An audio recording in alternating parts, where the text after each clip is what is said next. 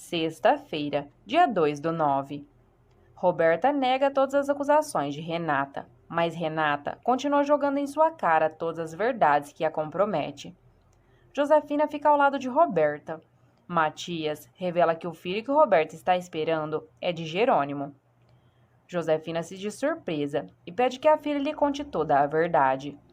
Renata sofre e fica confusa, já que Jerônimo lhe garantiu o contrário. Roberta coloca a culpa em Renata e diz que ela tinha um relacionamento com Rafael e, graças a isso, ele se suicidou. Renata se nega e diz que a sua relação com ele era somente de amizade. Renata fica sabendo que Matias se casou com a irmã somente pela felicidade dela. Após todo o acontecimento, Renata e Gonçalo ficam a sós.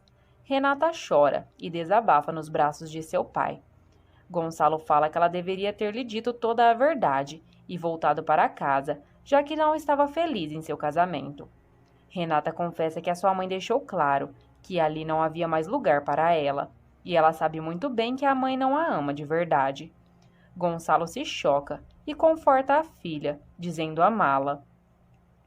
Josefina, a sós com Roberta, diz que mesmo as duas não tendo planejado nada, não poderia ter sido melhor, já que Renata está pagando por todo o mal que a fez.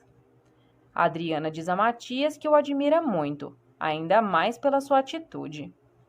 Jerônimo consegue falar com Renata, mas ela não o ouve e dá um tapa em sua cara, antes mesmo de Jerônimo revelar a verdade sobre Josefina e o que ela o contou.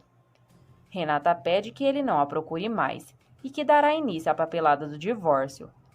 Matias cancela a lua de mel com Roberta. Gonçalo exige que Josefina peça desculpas a Renata por todo o mal que fez a ela. Caso contrário, sairá de casa. Obrigada por assistirem o vídeo até o final. Confira também as outras novidades do canal. Um grande beijo e até o próximo capítulo.